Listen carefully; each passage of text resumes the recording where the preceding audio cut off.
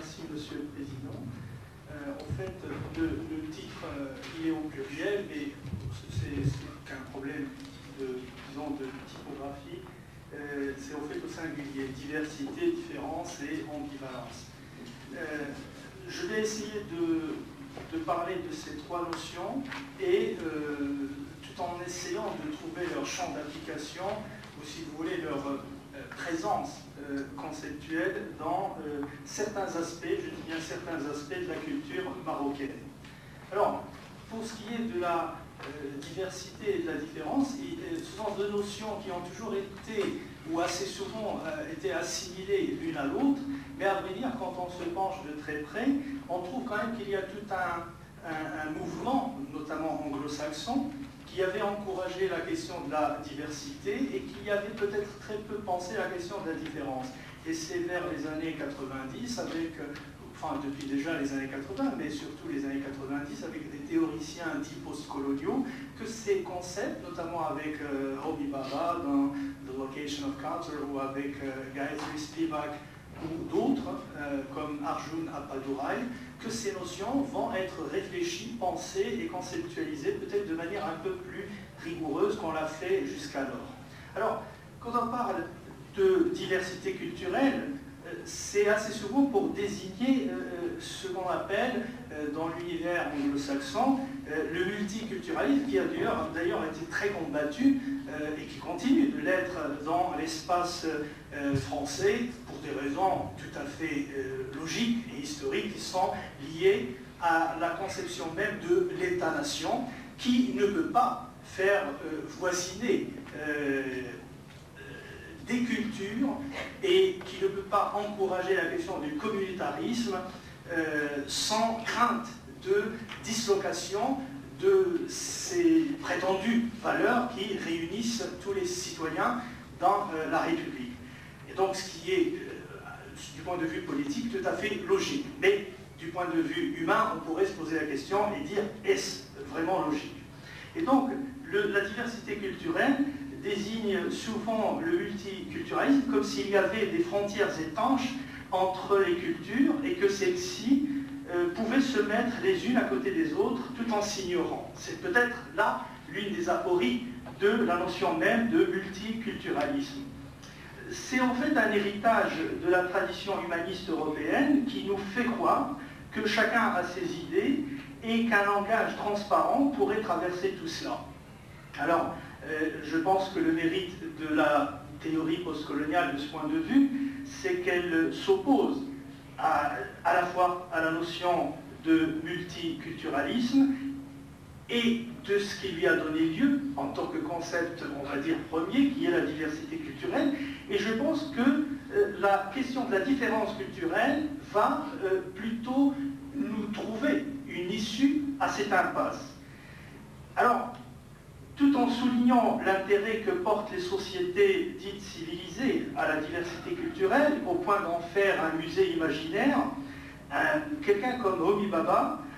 soulève deux paradoxes. Et je pense que ce sont deux paradoxes qui sont très intéressants du point de vue heuristique. Le premier réside dans le fait que le monde occidental est constamment balancé entre l'acceptation de la diversité culturelle et l'endiguement de la différence culturelle.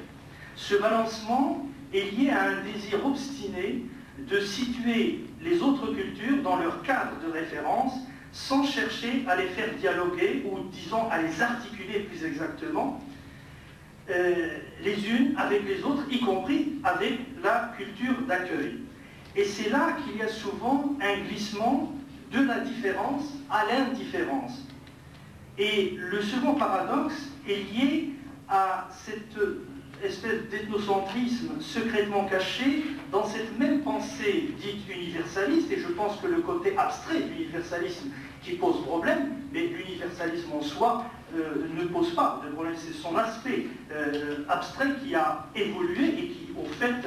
à travers ces catégories, nous pensons encore aujourd'hui nos cultures, et notamment les sociétés postcoloniales. Et donc,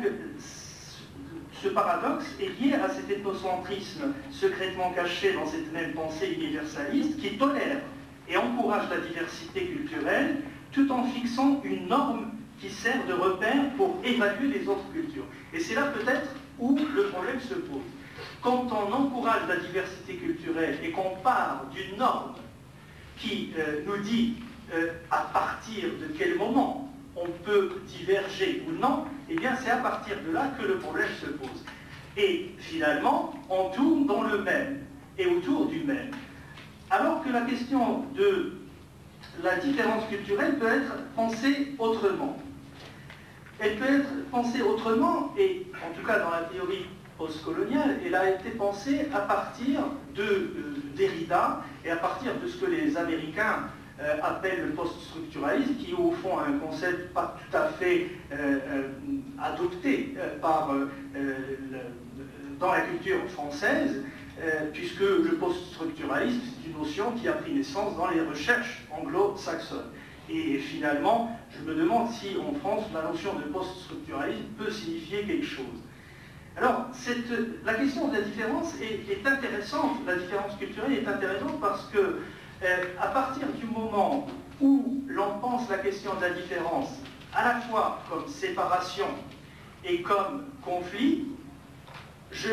il y a la possibilité d'émergence d'un lieu tierce qui advient à partir de la négociation, justement, à la fois de ce qui nous sépare et en même temps de ce qui fait problème ou de ce qui constitue le différent avec des entre nous. C'est-à-dire, le nous, ça peut être à l'intérieur même d'une culture, puisque la question de l'homogénéité culturelle, nous le savons bien, elle est illusoire, mais aussi dans le rapport entre différentes cultures. Alors, Rumi Bapa, par exemple, il parle de l'idée de la différence à la fois comme séparation, une chose qui diffère à une autre, mais aussi comme opposition, comme malentendu, c'est-à-dire avec le D, et en même temps comme quelque chose qui n'est jamais fixe, mais qui est dans un processus, c'est-à-dire ce qui est en permanence différé. Et à partir de cette réappropriation du langage derridien, Rumi Baba va penser justement la question de la différence, et je pense que c'est dans les moments de crise, et c'est dans les marges, et dans ce qu'on appelait traditionnellement les périphéries, que ce soit les périphéries à l'intérieur même des États-nations, ou les périphéries au sein du globe, c'est-à-dire ce qu'on appelle les sociétés postcoloniales qui sont décentrées par rapport à un État-nation central qu'on appelle dans le langage politologique les empires coloniaux. Alors, ou historiques aussi. Donc, le décentrement et les marges sont toujours productrices d'un tiers espace qui se fait à la fois sur la base de conflits entre différentes cultures et différentes visions du monde, et en même temps, il permet une négociation à partir de ces crises mêmes. Et c'est ce qui est intéressant dans cette pensée qu'on pourrait appeler aporétique, comment les marges arrivent à négocier leurs différences par rapport à un centre qui se sent déjà stabilisé d'une certaine manière et qui ne se sent pas dans l'obligation de négocier les différences des membres qui le constituent. Et c'est pour cela que les États-nations historiquement constitués se sont assez souvent opposés à la théorie postcoloniale en général et à toutes ces formes de négociations qui se font dans la marge et qui sont le résultat d'un processus et d'un mouvement. Et qui dit processus, qui dit mouvement, qui dit devenir, au sens deleuzien du terme, dit également impossibilité de fixer le citoyen, le sujet civique, voire le sujet psychanalytique, ou le sujet sociologique aussi. Donc de ce point de vue, la fixité du centre s'oppose au processus et au devenir qui est assez souvent l'émanation des différentes négociations qui se passent dans les marges et dans les périphéries. Et je pense de ce point de vue que la notion de différence culturelle est beaucoup plus productive et beaucoup plus intéressante. Alors, je passerai maintenant à ma troisième notion qui est celle d'ambivalence. Assez souvent, qui au fond est un terme assez utilisé dans la psychanalyse, et au fond, on a toujours considéré l'ambivalence comme quelque chose de contre-productif. Or, l'ambivalence, et notamment pour les sociétés postcoloniales, peut être productive. Elle peut être productive à partir justement de la notion de négociation, qui est une solution politique des différences et non une solution ethnique, religieuse ou autre. C'est-à-dire que finalement, une société comme la société marocaine est une société surdéterminée par la question de l'ambivalence, par le paradigme de l'ambivalence. C'est à la fois, l'ambivalence a quelque chose de métonymique, dans le sens où c'est à la fois la ressemblance, mais en même temps la séparation de ce à quoi on ressemble. C'est-à-dire c'est une ressemblance partielle, et c'est en cela que l'ambivalence est métonymique. Elle est partielle dans le sens où les sociétés postcoloniales sont à la fois dans la reproduction d'un ensemble de chaînes transmis à partir d'une histoire commune avec les anciens empires coloniaux, mais en même temps, il y a ce désir de séparation de ces chaînes qui se fait par la négociation entre un patrimoine historique ou prétendument tel, transmis, et quelque chose qui est venu par ce qu'on appelle accident de l'histoire, même s'il n'y a pas des accidents de l'histoire, ou par la force de l'histoire. Et cet effort de négociation entre cet héritage, qui peut être dans le cas du Maroc à la fois l'héritage juif, l'héritage musulman, l'héritage berbère, l'héritage également africain, dans le sens de la négritude, si vous voulez. Il y a une négritude marocaine, et à partir, et d'ailleurs je m'empresse de dire au passage que l'africanité du Maroc a souvent été refoulée, en tout cas dans les discours académiques, et en même temps, à côté de cet héritage, il y a cet héritage qui est lié à l'histoire et au rapport à une histoire coloniale, bien sûr. Et l'opposition ou la dichotomie qui a structuré le champ intellectuel marocain jusqu'aux années 70-80, vers les années 90, va d'une certaine manière, et je pense que ça ne s'est pas fait naturellement, mais que ça s'est fait avec une volonté politique qui n'était pas toujours celle du peuple, au lieu de dire populaire, mais cette négociation entre l'héritage qui a traversé l'histoire culturelle du Maroc et l'héritage transmis par l'empire colonial français a donné justement lieu à cette ambivalence. Et je pense que certains aspects de cette ambivalence sont productifs. Et la chanson, par exemple, reproduit ce type d'ambivalence. Et je vais en parler un petit peu à partir de cette musique qu'on appelle la musique du boulevard, et notamment à partir de la musique de Houba Houba Spirit ou du groupe de Delga, mais notamment Houba Houba Spirit, à travers, entre autres, une chanson qui s'appelle Kalach, et qui est très intéressante de ce point de vue. Il y a également le cinéma, qui a essayé de s'approprier d'une certaine manière cette ambivalence, mais là, à partir d'un espace bien déterminé, qui est celui des enfants formés dans les missions françaises, c'est-à-dire dans les écoles françaises au Maroc. Et c'est le film de Leila Marrakchi qui s'appelle Maroc. Et justement, là, nous avons un film qui met en relief l'idée d'ambivalence, parfois productive, parfois contre-productive, mais toujours est-il que c'est une ambivalence qui est dans ressembler à et différer de. Et à partir du personnage de cette jeune fille qui va faire une scolarité tout à fait normale et qui va essayer de s'épanouir et de s'approprier son corps, mais en même temps, à côté, il va y avoir son frère qui a été au fond comme elle, mais à partir du moment où il va aller faire ses études en France, c'est là où peut-être le refoulé de sa propre histoire individuelle, tout au long de sa formation dans une école française, va émerger dans une société disons, qui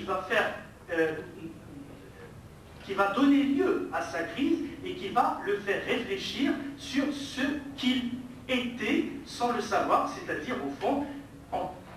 le musulman qui était en lui. Et c'est en allant faire ses études en France qu'il va laisser pousser la barbe, qui est au fond insignifiant plus qu'autre chose. Insignifiant dans le sens où,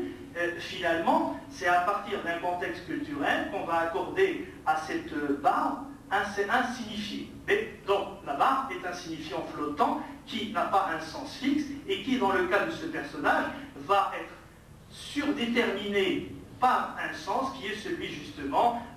de l'intégrisme mental, parce que ce n'était pas vraiment un intégrisme, mais disons qu'il était rigoriste dans sa pratique, et le déplacement vers l'ailleurs ne sera pas un élément d'ouverture, mais plutôt un élément de retour sur soi. C'est-à-dire, ce n'est pas un moyen d'arrachement à soi, mais plutôt un moyen de réappropriation d'un soi imaginaire. Disons, d'un soi imaginaire par rapport à ce que la voix populaire définit comme étant soi.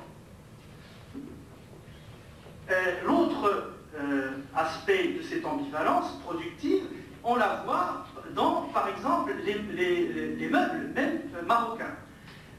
Pourquoi, on peut se poser la question aujourd'hui, pourquoi le canapé,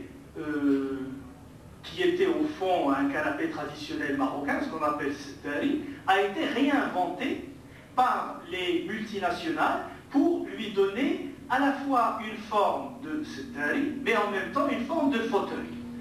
avec un jeu sur les couleurs et sur le design. Et il y a toute une économie qui, justement, réinvente ce type de meubles. Et par rapport à la chanson, parce que je n'ai pas beaucoup de temps, je voudrais vous faire écouter un morceau musical de, justement, du groupe Roba Roba Spirit, dans lequel la question, disons, de l'ambivalence, je crois que c'est un résumé qui pourrait d'ailleurs servir de conclusion, c'est un résumé de ce qu'est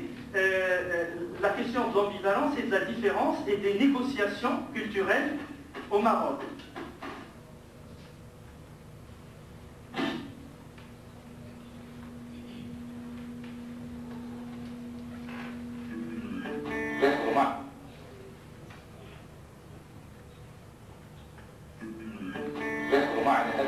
الأستاذ عبد اللطيف رشيد فنان مسرحي الهيب هوب شوية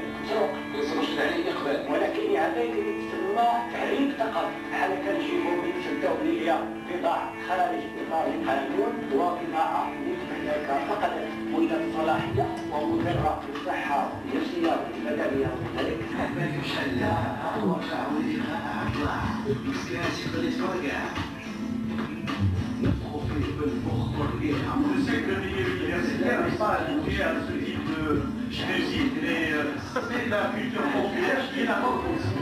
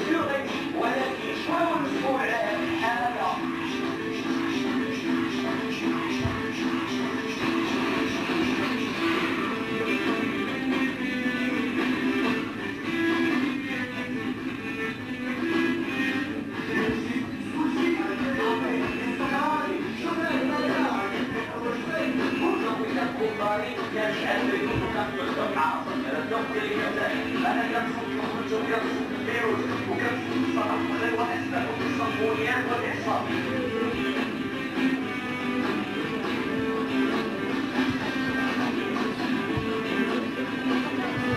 De lire leurs chansons populaires, et étant donné que l'université marocaine est aussi, et partiellement et peut-être même totalement, le produit d'une transmission pédagogique française, ce type de choses, ça n'est pas très chic. Mais je pense que notre culture, aujourd'hui, elle est là-dedans. La réinvention de la langue, elle est là-dedans, et elle n'est pas dans les discours académiques. Et les discours académiques ont le devoir de se réapproprier ces cultures pour pouvoir savoir ce qu'est le Maroc d'aujourd'hui. Alors, la notion de guerre culturelle est évoquée.